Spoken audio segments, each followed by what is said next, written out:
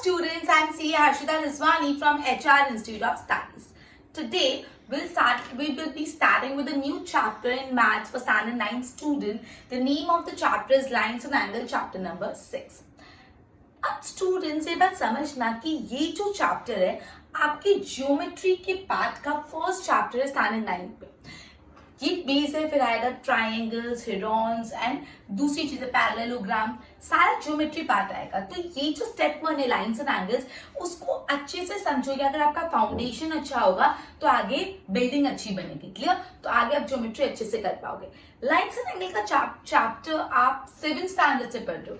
7th standard में आपने पढ़ा था लाइंस एंड एंगल्स, 8th में भी पढ़ा, अब 9th में भी है. ओबीसी 9th में एक स्टेप फर्दर है. एक स्टेप फर्दर जाने से पहले मैं आपको लाइंस एंड एंगल्स का जो बेसिक वर्ड्स का बेसिक डेफिनेशन टर्म्स है वो आपको आज वापस रिवाइज करा रही हूँ. ये इस स्टैंडर्ड का नहीं है, ये ऑलरेडी अपन 7th और 8th में पढ़ चुके हैं. But for the sake of clarity and just for the sake of revision we will be revising all the content one more time. Clear? सबसे पहले मैं स्टार्ट करती हूँ लाइन क्या होता है. ओके, लाइन अपन को पता है जिसके जस्ट अ मिनट, जिसके कोई एंड पॉइंट्स नहीं होते वो लाइन. ठीक है, अगर लाइन ए बी, इसको मैं डिनोट कैसे करूंगी, ए बी. ओके, अब उसके बाद लाइन विद 2 एंड पॉइंट, उसको लाइन सेगमेंट बोलते हैं. लाइन हो गया. लाइन सेगमेंट क्या होगा, जिसके 2 एंड पॉइंट्स होंगे. सपोज ये एक एंड पॉइंट और ये दूसरा एंड पॉइंट, ये इसके 2 एंड पॉइंट्स हैं. जिसके 2 एंड पॉइंट्स होते हैं उसको क्या बोलते हैं, लाइन सेगमेंट. और इसको कैसे डिनोट करते हैं, सपोज ए बी है तो A B dash. Clear? Line मतलब जिसके कोई एंड पॉइंट्स नहीं होते, लाइन सेगमेंट मतलब जिसके 2 एंड पॉइंट्स होते हैं. And the third one is रे. रे जिसका एक एक एंड पॉइंट होता है. ठीक है, लाइक दिस. क्लियर? एक एंड पॉइंट होता है. ओके, ठीक है, जिसका एक एंड पॉइंट होता है उसको बोलते हैं रे. क्लियर? तो ये कैसे लिखते हैं अपन, A B suppose like this. तो लाइन क्या होता है, लाइन सेगमेंट क्या होता है, रे क्या होता है, अपन पहले भी बहुत पढ़ चुके हैं, बचपन से पढ़ रहे हैं. लाइन क्या होता है, जिसके कोई एंड पॉइंट्स नहीं होते, जिसके 2 एंड पॉइंट्स होते हैं वो लाइन सेगमेंट, और जिसका एक एंड पॉइंट होता है वो होता है रे. क्लियर? ओके, उसके बाद अपन पढ़ने वाले कोलिनियर पॉइंट्स क्या होते हैं. Collinear points. लीनियर मतलब क्या होता है, लीनियर मतलब लाइन में. लीनियर मतलब एक लाइन में. तो अगर 3 या 3 से ज्यादा पॉइंट एक ही लाइन में तो उनको बोलते हैं कोलिनियर पॉइंट. सपोज 1 2 3 4 5. ये पॉइंट्स कैसे, ये पॉइंट्स कोलिनियर बिकॉज 1 2 3 4 5 पांचों के पांचों पॉइंट एक लाइन में. अब अगर मैं लिख रही हूँ 1 2 3 4 5 6 7, क्या ये कोलिनियर पॉइंट्स है, नहीं, बिकॉज ये एक लाइन में नहीं है. तो कोलिनियर पॉइंट्स कौन से पॉइंट्स होते हैं, अगर 3 या 3 से ज्यादा पॉइंट सेम लाइन पे लाई करते हैं उसको हम लोग बोलते हैं कोलिनियर पॉइंट्स. ठीक है, अगर सपोज 1 2 3 4, तो ये 3 पॉइंट कैसे, ये और ये तीनों कोलिनियर है. ये ऊपर वाला कोलिनियर नहीं होगा बिकॉज ये इसकी लाइन में नहीं है. कोलिनियर पॉइंट्स मतलब जब पॉइंट सेम लाइन में लाई करते हैं. Clear? Okay, next non collinear points. Obviously अगर आपको कोलिनियर समझ आया गया तो नॉन कोलिनियर पॉइंट समझने में आसानी होगी. जो पॉइंट्स अलग अलग लाइन पे होते हैं, एक ही लाइन पे नहीं होते, ये कैसे है, नॉन कोलिनियर पॉइंट्स. मतलब एक लाइन में पॉइंट्स नहीं है. Clear? Next angle. Angle is formed when 2 rays originate from the same end point. सब ये होता है एंगल से. फॉर एग्जाम्पल ये एंगल है, दिस एंड दिस, ये दोनों एंगल के एंड पॉइंट सेम है. देखो ये एंगल का सॉरी ये रे है, इसका एंड पॉइंट भी ये, और ये रे है, इसका एंड पॉइंट भी ये.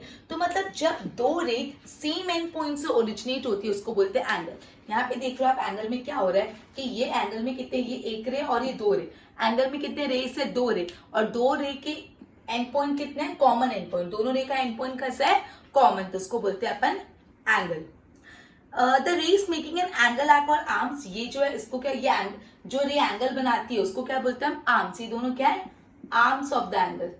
और ये जो एंड पॉइंट है, जस्ट अ मिनट, और ये जो एंड पॉइंट है इसको क्या बोलते हैं, वर्टेक्स ऑफ एंगल. समझ आया? मैं आपको बता रही हूँ एंगल क्या होता है जब 2 रे, ये सपोज ये एक रे, ये दूसरी रे, जब दो रे एक सेम एंड पॉइंट से ओरिजिनेट होती है, दोनों का, ये रे का एंड पॉइंट भी ये है और ये रे का भी एंड पॉइंट ये है, तो उसको हम लोग बोलते हैं एंगल। और ये जो दो रे है उसको क्या बोलते हैं हम लोग, आर्म्स ऑफ एंगल, और इसको क्या बोलते हैं, एंड पॉइंट को वर्टेक्स। क्लियर हुआ? आगे अब एंगल्स कौन कौन से होते हैं? Acute angle. एक्यूट एंगल कौन सा एंगल होता है? जिसका मेजरमेंट 90 से कम होता है। जिस एंगल का मेजरमेंट 90 से कम होता है उसको क्या बोलते हैं? Acute angle. तो जिस एंगल का मेजरमेंट लेस देन 90 होता है उसको बोलते हैं एक्यूट एंगल। राइट एंगल किसको बोलते हैं? जिसका मेजरमेंट एग्जैक्टली 90 डिग्री होता है। तो राइट एंगल किसको बोलते हैं? राइट एंगल जिसका measurement exactly equal to 90 degree होता है, एग्जैक्ट 90 डिग्री। ऑब्ट्यूज एंगल क्या होता है? ऑब्ट्यूज एंगल वो एंगल होते हैं जो 90 जो 90 से बड़े होते हैं और 180 के अंदर होते हैं। ऑब्ट्यूज एंगल मतलब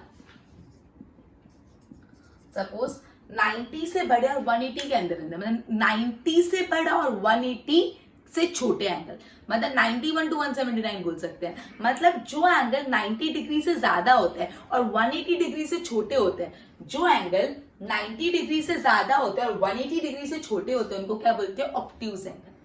उसके बाद आ जाता है, जस्ट अ मिनट, यहाँ पे देख लो, ध्यान दे रहे। उसके बाद आ जाता है जस्ट अ मिनट, हाँ, स्ट्रेट एंगल किसको बोलते हैं? Straight angle. स्ट्रेट एंगल जो एग्जैक्ट 180 डिग्री होता है उसको बोलते हैं स्ट्रेट एंगल। 90 डिग्री से ज्यादा और 180 डिग्री से कम को ऑब्ट्यूज एंगल बोलते हैं। तो एग्जैक्टली जो 180 डिग्री होता है उसको क्या बोलते हैं हम लोग? स्ट्रेट एंगल बोलते हैं। क्लियर हुआ? ओके, अब रिफ्लेक्स एंगल किसको बोलते हैं? रिफ्लेक्स एंगल वो एंगल होते हैं जो 180 डिग्री से ज्यादा होते हैं और 360 डिग्री से कम होते हैं। मतलब जो एंगल 180 डिग्री से ज्यादा है और 360 डिग्री से कम, मतलब सपोज ये एक्स है वो एंगल है, तो 180 डिग्री से तो ज्यादा है लेकिन 360 डिग्री से कम है। तो ये अपन ने एंगल पढ़े। एक्यूट एंगल क्या होता है? 0 से 90 तक का। राइट एंगल क्या होता है? एक्जैक्टली 90। ऑब्ट्यूज एंगल क्या होता है? 90 से बड़ा लेकिन 180 से छोटा। 180 डिग्री वाला एंगल को क्या बोलते हैं? Straight angle. जो 180 डिग्री वाला एंगल है तो उसको क्या बोलते हैं? एकदम स्ट्रेट एंगल। क्लियर? एक लाइन होती है, सीधी लाइन, स्ट्रेट एंगल। अब 180 से ज्यादा और 360 से कम उसको बोलते हैं रिफ्लेक्स एंगल। ये सारे एंगल्स क्लियर हुए? ओके, अब कॉम्प्लीमेंट्री एंगल्स किसको बोलते हैं और सप्लीमेंट्री एंगल? एक बार इसको गो थ्रू करो, मैं रब कर लेती हूँ, फिर मैं आगे बताती हूँ। ये सारे अपने वापस रिवाइज करा रही हूँ। लाइन के बारे में पढ़ा जिसके 2 एंड पॉइंट होते हैं। लाइन सेगमेंट के बारे में पढ़ा जिसके लाइन जिसके कोई एंड पॉइंट नहीं होते। लाइन सेगमेंट जिसके 2 एंड पॉइंट होते हैं, जिसका एक एंड पॉइंट होता है उसको रे बोलते हैं। कोलिनियर पॉइंट्स वो पॉइंट्स होते हैं जो सेम लाइन पे लाई करते हैं। नॉन कोलिनियर पॉइंट्स वो पॉइंट्स होते हैं जो सेम लाइन पे लाई नहीं करते। एंगल का फॉर्म होता है जब दो रेज एक कॉमन एंड पॉइंट से ओरिजिनेट होती है। जब दो रेस एक कॉमन एंड पॉइंट से ओरिजिनेट होती है तब एंगल फॉर्म होता है। ये दो रेस उनके आर्म्स बुलाते हैं और ये जो एंड पॉइंट होता है उसको वर्टेक्स बोलते हैं। क्लियर? एक्यूट एंगल क्या होता है? राइट, ऑब्ट्यूज, ये सब हमने पढ़ा। ठीक है, शायद से रिफ्लेक्स एंगल और स्ट्रेट एंगल थोड़ा न्यू है आपके लिए, बट आई थिंक वो भी आप पढ़ चुके हो, पर ठीक है, शायद से न्यू हो सकता है। एक्यूट, ऑब्ट्यूज और राइट तो अपन बचपन से पढ़ रहे। Clear? Just give me a minute, मैं ये कंटेंट ड्रॉप करके आगे करवाती हूँ।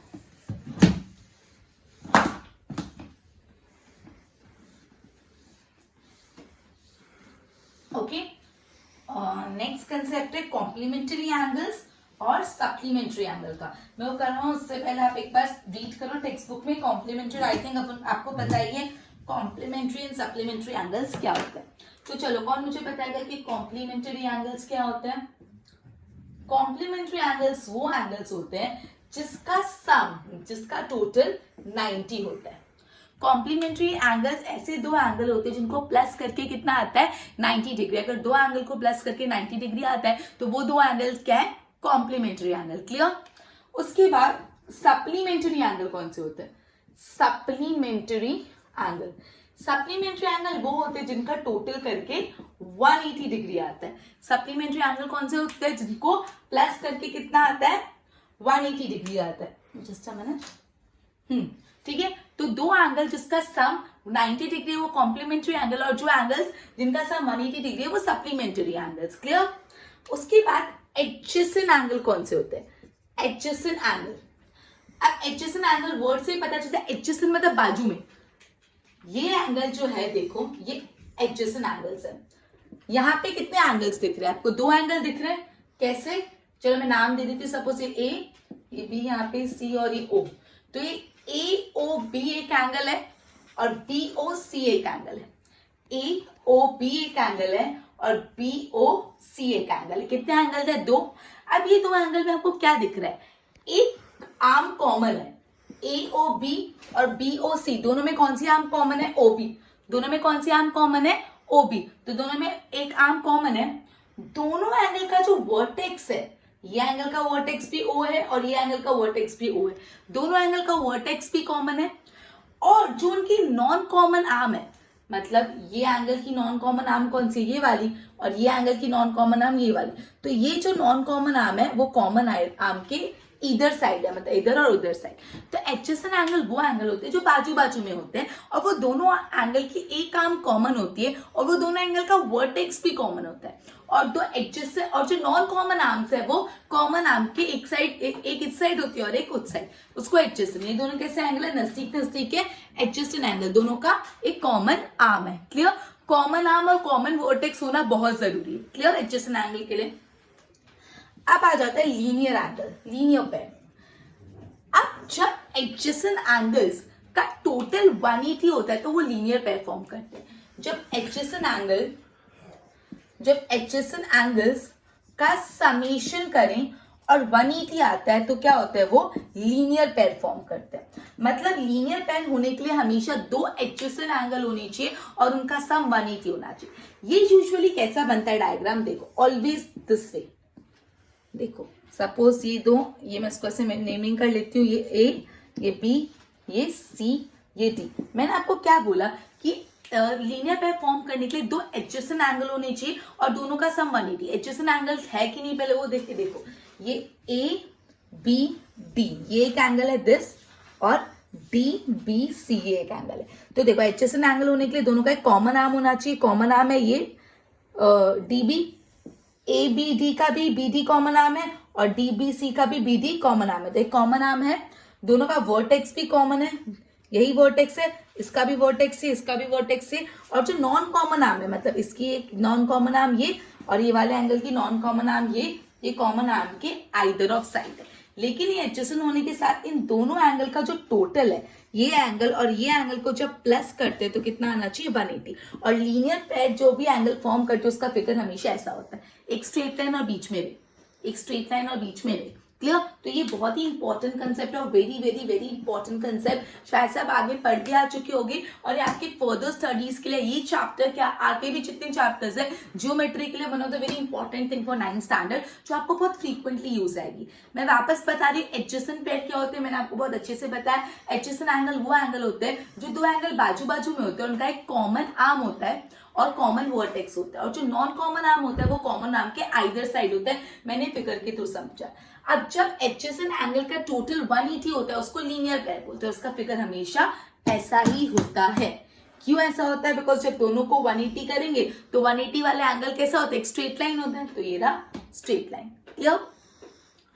अब पढ़ते हैं वर्टिकली अपोजिट एंगल कैसे होते हैं। अपन को पता है वर्टिकली अपोजिट एंगल का कंसेप्ट। यहाँ पे ध्यान देना, सपोज ये मैंने 2 इंटरसेक्टिंग लाइन बनाई, तो ये एंगल और ये एंगल, ये दोनों वर्टिकली कैसे? अपोजिट। तो ये वर्टिकली अपोजिट है। सिमिलरली ये एंगल और इसके सामने वाला ये एंगल भी कैसा है? वर्टिकली अपोजिट एंगल्स है। क्लियर? ओके, इंटरसेक्टिंग लाइन और non intersecting line, very simple concept. Intersecting line मतलब क्या? ये लाइन कैसी है? इंटरसेक्टिंग। ये लाइन कैसी है? नॉन इंटरसेक्टिंग या पैरेलल। पैरेलल लाइन कैसी होती है? कभी भी एक दूसरे को इंटरसेक्ट नहीं करती। ये एक लाइन, ये दूसरी लाइन। पैरेलल लाइन कभी भी एक दूसरे को इंटरसेक्ट नहीं करती। तो इंटरसेक्टिंग लाइन और नॉन इंटरसेक्टिंग लाइन। क्लियर? तो अपन ने अभी कॉम्प्लीमेंट्री एंगल पढ़ा। कॉम्प्लीमेंट्री एंगल वो एंगल होते हैं जिनका समेशन करके 90 आता है और सप्लीमेंट्री एंगल वो एंगल होते हैं जिनका समेशन करके 180 डिग्री आता है। एडजेसेंट एंगल्स मतलब बाजू बाजू के एंगल। एडजेसेंट एंगल का हमेशा एक कॉमन आर्म होता है और कॉमन वर्टेक्स, और जो नॉन कॉमन आर्म होता है वो कॉमन आर्म के आइदर साइड होता है। क्लियर? उसके बाद लीनियर पेयर किसको बोलते हैं? जब 2 एडजेसेंट एंगल का टोटल 180 होता है तो वो लीनियर पेयर फॉर्म करता है। एंड लीनियर पेयर का फिगर ऑलवेज ऐसा होता है, एक स्ट्रेट लाइन और एक रे। क्योंकि एडजेसेंट बाजू बाजू के एंगल है, उनको प्लस करके 180 आ रहा है। क्लियर? वर्टिकली अपोजिट एंगल भी अपन ने पढ़े, वर्टिकली अपोजिट एंगल हमेशा इक्वल होते हैं। ये अपन ने 7th स्टैंडर्ड में भी पढ़ा, 8th में भी पढ़ा, वर्टिकली अपोजिट एंगल हमेशा इक्वल होते हैं। Intersecting non intersecting line, non intersecting line कैसे है? Parallel line. एक बार इसको गो थ्रू करो।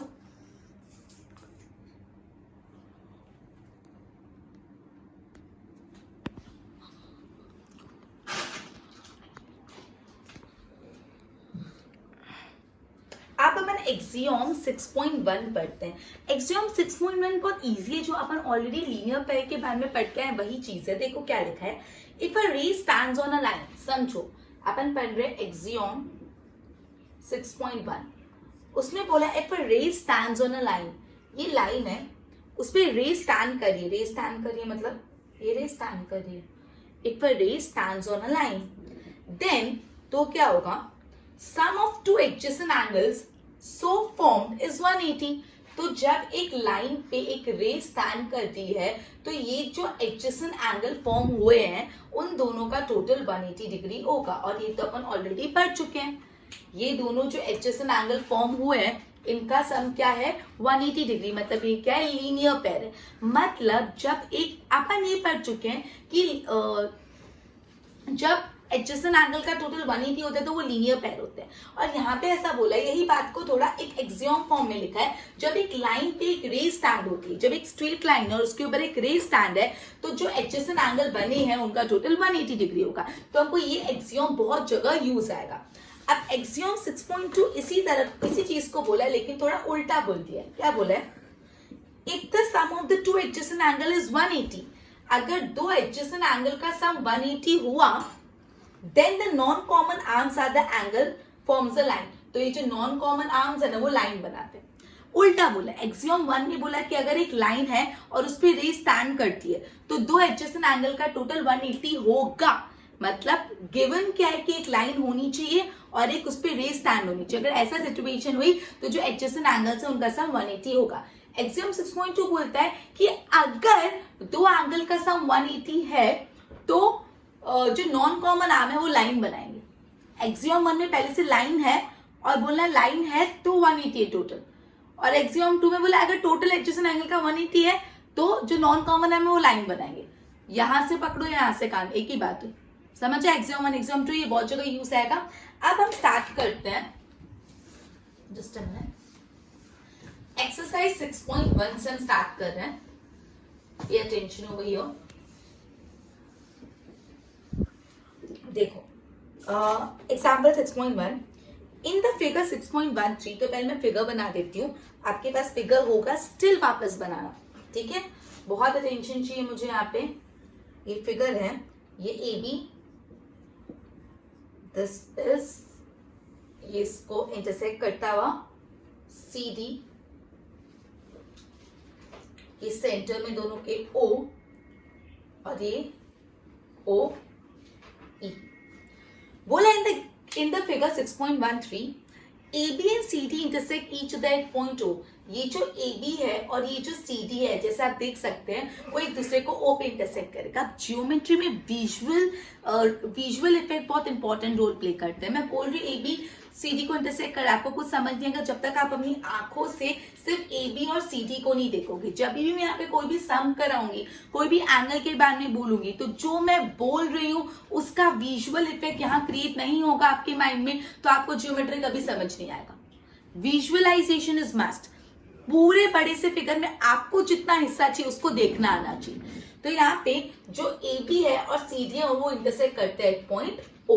Clear? If AOC plus BOC 70 degree, क्या बोला है, ये AOC क्या दिया है, AOC प्लस एंगल BOE वो 70 डिग्री है, ये गिवन है। कौन सा तो एंगल है, AOC आपको दिख रहा है, दिस इज AOC, ये एंगल प्लस BOE, BOE मतलब BOE, ये दोनों एंगल का टोटल आपको बोल दिया है कि 70 डिग्री है। ओके, एंड BOD 40 डिग्री है। BOD मतलब का, दिस वन BOD आपको दिख रहा है, ये एंगल BOD। स्टूडेंट्स विजुअलाइजेशन करो, ये BOD, BOD कितना है, 40 डिग्री दिया हुआ है, तो ये भी मैं लिख देती हूँ, angle BOD is given 40 degree. ये दो चीजें अपन को दी हुई है। What we need to do is, अब फाइंड क्या करना है वो देखिए, हमको फाइंड करना है एंगल बीओई। बीओई कितना है, और दूसरा रिफ्लेक्स सीओई। वापस एक बार फिगर पे गौर करो, ए बी और सी डी दो लाइन्स है जो एक दूसरे को इंटरसेक्ट करती है पॉइंट ओ।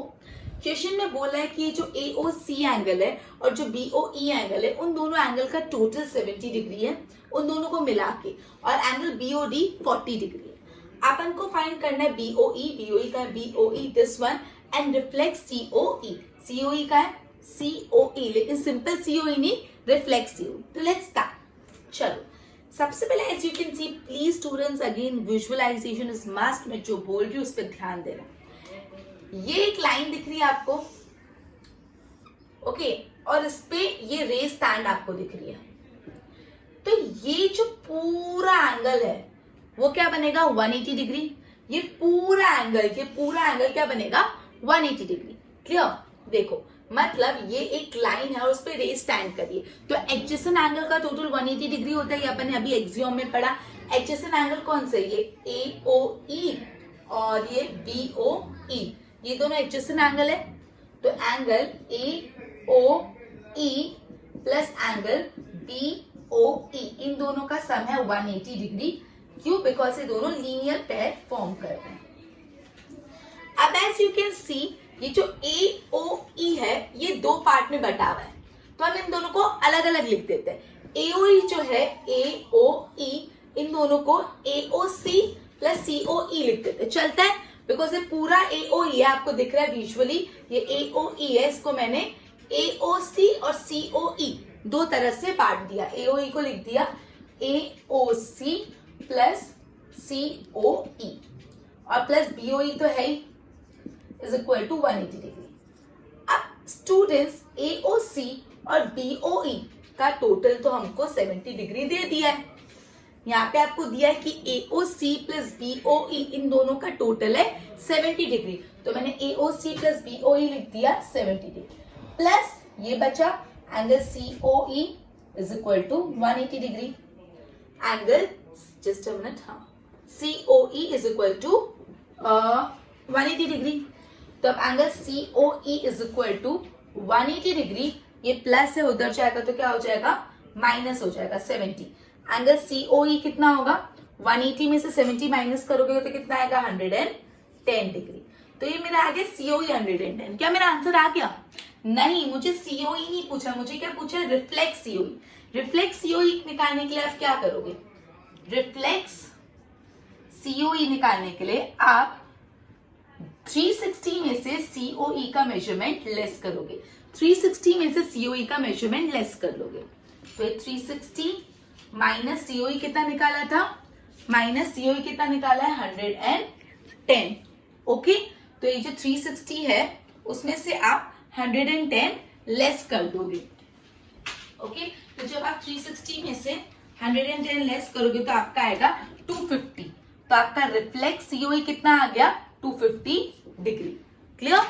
क्या किया अपन ने अभी तक, सिर्फ रिफ्लेक्स COE निकला है स्टूडेंट्स, सिर्फ ये निकला है, अभी भी BOE निकालना तो बाकी है। अपने रिफ्लेक्स COE कैसे निकाला, सबसे पहले मैंने बोला ये हमने एक्सियोम 6.1 यूज किया कि जब ये AB लाइन पे OE रे स्टैंड कर रहे हैं, तो ये जो AOE और BOE ये दोनों एडजेसेंट एंगल है, इसलिए इन दोनों का टोटल 180 होगा। ये मैंने लिख दिया। फिर मैंने AOE को दो टुकड़ों में तोड़ दिया, AOC प्लस COE और प्लस BOE, तो 180 है। उसके बाद मैंने ये गिवन चीज को यूज किया कि AOC plus BOE is equal to 70 degree, तो AOC प्लस BOE इन दोनों के बदले 70 लिख दिया और COE इज इक्वल टू 180। इस तरह से COE का मेजरमेंट निकला, लेकिन अपन को सिर्फ COE नहीं चाहिए, अपन को रिफ्लेक्स COE चाहिए। तो रिफ्लेक्स के लिए क्या करेंगे, COE के मेजरमेंट में से 360 लेस कर दिया। अब अपन निकालते हैं BOE, एक बार इसको गो थ्रू करो।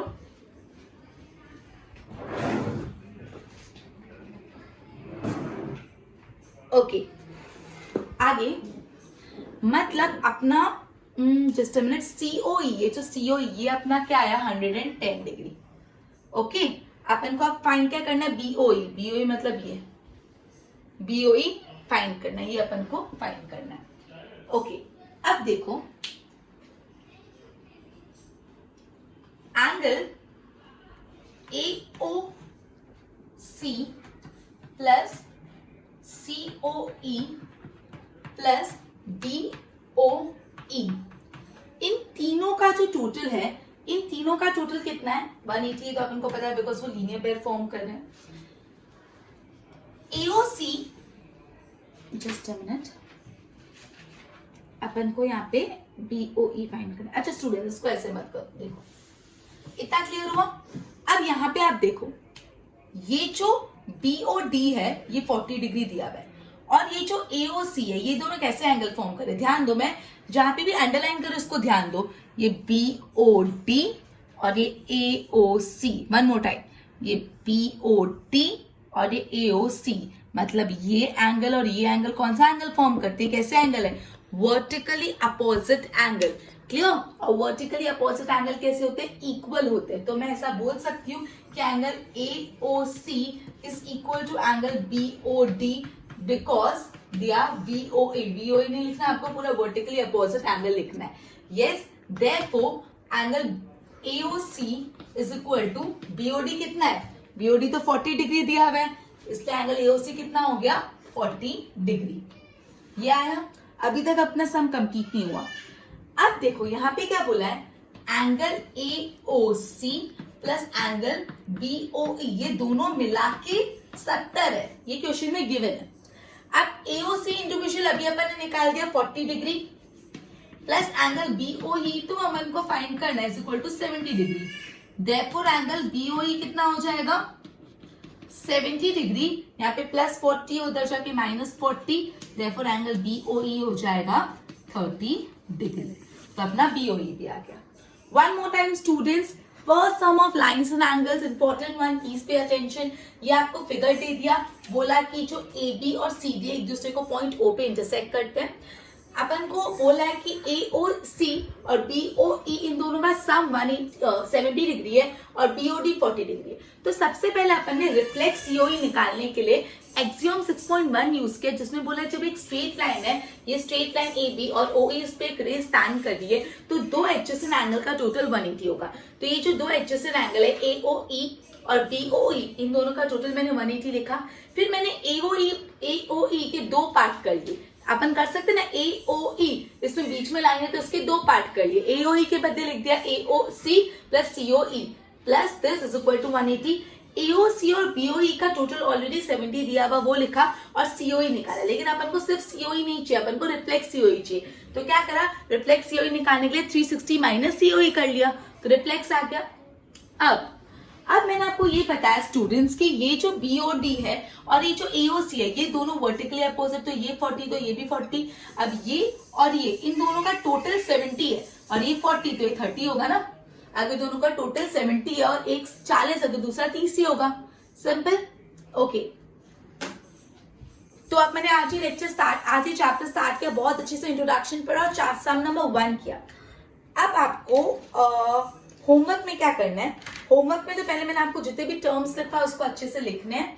उसके बाद एक्सियम 6.1 6.2 को 3 टाइम्स लिखना है। फिर इलस्ट्रेशन एग्जाम्पल 1 2 3 ट्राई करना और 6.1 का फर्स्ट क्वेश्चन भी करना है। नेक्स्ट लेक्चर में आगे से हम कंटिन्यू करेंगे। Till then good bye.